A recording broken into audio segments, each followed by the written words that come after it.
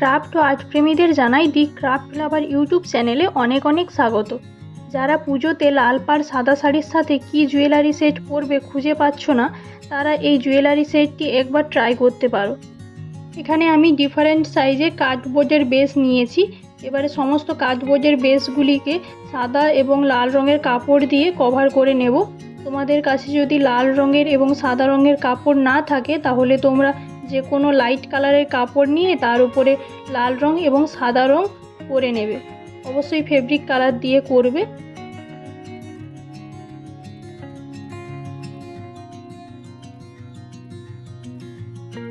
এখানে আমি 3 পিসে লাল রঙের কাপড় এবং 3 পিসে সাদা রঙের কাপড় লাগিয়েছি। তারপরে এখানে দেখো আমি ফেভিক্রিলের ক্রিমসন কালারটি এখানে ইউজ করছি। যেহেতু আমার কাপড়ের কালারটি খানিকটা ক্রিমসন রেড ছিল, তাই আমি এখানে ক্রিমসন কালারটি ইউজ করছি ওং সাইনটি আঁকার জন্য। তোমরা এর পরিবর্তে লাল রঙও ব্যবহার করতে পারো। ওং সাইনটি আমরা কম বেশি সবাই করতে পারি। আমরা সবাই ও এবং চন্দ্রবিন্দু লিখতে জানি। ও এবং চন্দ্রবিন্দুকে একসাথে জুড়ে দিলেই ওং সাইনটি প্রায় হয়ে যায়।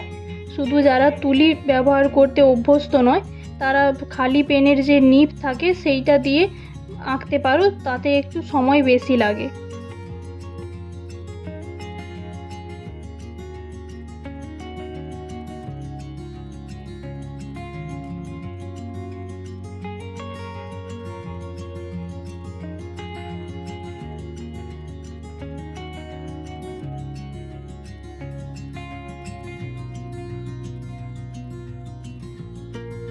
একই রকমভাবে আরও যে দুটি সাদা রঙের বেস ছিল তার উপরে ওং সাইন করে নেব। এবারে এগুলিকে সম্পূর্ণ শুকনো হতে ছেড়ে দেব। এখানে দেখো আমি এক টুকরো সুতো নিয়েছি। এবারে সুতোটার নিচের দিকে এইরকম দুবার গাঁট দিয়ে দিচ্ছি। তারপরে একটি পুঁতি কাঠি এবং একটি কটন বল গেঁথে নিচ্ছি। পুঁতি কাঠির সাইজটা এখানে কটন বলের থাকতে একটু বড় রাখবে। এইবারে পুঁতি কাঠির শেষ প্রান্তে যাতে না সুতোটা বেরিয়ে যায় একটু গ্লু দিয়ে আটকে দিচ্ছি সুতোটাকে। এইরকম টোটাল 11 পিস প্রয়োজন। তারপরে দেখো লাল রঙের যে বেসগুলো ছিল সেগুলির পেছন দিকে এইরকম গ্লু দিয়ে ওই যে পুঁতি কাঠি এবং কটন বলের লাটকানগুলি বানিয়েছিলাম সেগুলি আটকে দেব। এটা লকেটটার বেস। লকেটটির বেসের পেছনে 5টি লাগাবো টোটাল। প্রথমে মাঝখানে লাগাবে, তারপরে দু সাইডে 2টি করে লাগাবে। এইরকম ওপর থেকে একটু চেপে দেবে যাতে সুতোটা ভালোভাবে বসে যায় আঠার সাথে। সিল্কের বা সুতির যে কোনো প্রকারের শাড়ির সাথেই এই চোকারটি যাবে, কারণ এটাতে আমি পুঁতি এবং কটন বল দুটোই ব্যবহার করেছি। যারা সিল্কের শাড়ির সাথে পরতে চাও তারা পুঁতি কাঠিটা লাগাবে অবশ্যই, আর তার সাথে যদি পারো কটন বলগুলি সিল্ক থ্রেড দিয়ে বানাবে।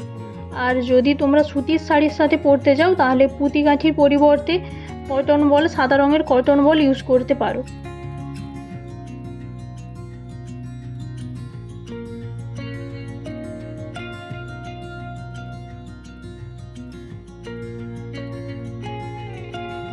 এবার এর ওপরে সাদা রঙের বেসগুলি আটকে দেব। একটু ওপর দিক করে আটকাবো, নিচের দিকে একটু ফাঁকটা বেশি রাখবো। ঠিক এই রকম পজিশানে আটকে দেব। একই রকমভাবে অন্য দুটি বেসের ওপরেও সাদা রঙের বেসগুলি আটকে দেব। এবারে এটাকে সম্পূর্ণ শুকনো হতে ছেড়ে দেব। এখানে দেখো ব্যাক ডোরির জন্য আমি 4 পিস সুতো নিয়েছি, প্রতিটি 42 ইঞ্চ করে। সুতোটার এক প্রান্তে এইরকম গাঁট দিয়ে দিচ্ছি, আর অন্য প্রান্তে সূচ গলিয়ে দুটি পুঁতি কাঠি গেঁথে নিচ্ছি, একটি ছোট এবং একটি বড় সাইজে। তোমরা যে পুঁতি কাঠি ব্যবহার করবে তা যদি সূচ দিয়ে গাঁথা না হয় তাহলে সূচের পরিবর্তে তোমরা ওয়্যার ব্যবহার করতে পারো, অথবা সুতোর মুখটা একটু গ্লু দিয়ে সরু করে নিতে পারো। তারপরে দেখো আবার একটি বড় পুঁতি কাঠি এবং একটি কটন বল এবং আরেকটি বড় পুঁতি কাঠি ব্যবহার করছি। এখানে কটন বলের সাইজটা পুঁতি কাঠির তুলনায় একটু বড় রাখবে। এই রকম একই রকমভাবে দুবার গেঁথে নিচ্ছি। চোকারের লকেটটির দু সাইডে এটাই থাকবে এবং শেষের দিকে আবারও দুটি পুঁতি কাঠি গেঁথে নিচ্ছি এবং সুতোটার এই প্রান্তেও গাঁট দিয়ে দিচ্ছি।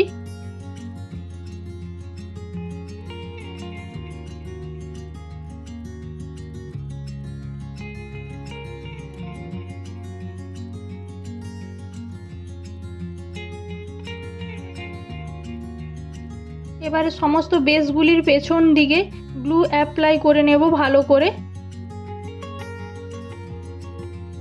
তারপরে ইয়াররিংগুলির পেছনে কাপড় লাগিয়ে নিচ্ছি এবং লকেটটির পেছনে কাপড় লাগানোর আগে ব্যাক ডরিটি আটকে নেব। ব্যাক ডরিটি আটকানোর আগে এই রকম ব্যাক ডরিটি সমান করে নেবে। দেখবে মাঝখানটা কোথায় হয়, ঠিক মাঝখানটা লকেটটির পেছন দিকে আটকে দেব। একটু ওপর দিক করে আটকাবো, মাঝখানে আটকাবো না, একটু ওপর দিক করে আটকাবো লকেটটি। তারপরে পেছন দিকে কাপড় লাগিয়ে নিচ্ছি। ইয়াররিংগুলির পেছনে স্টাম্প পিন লাগিয়ে নিও। যদি তোমাদের এই ভিডিওটি ভালো লেগে থাকে তাহলে প্লিজ লাইক করো এবং তোমাদের মতো গয়না প্রেমীদের সাথে শেয়ার করো। ধন্যবাদ ভিডিওটি দেখার জন্য।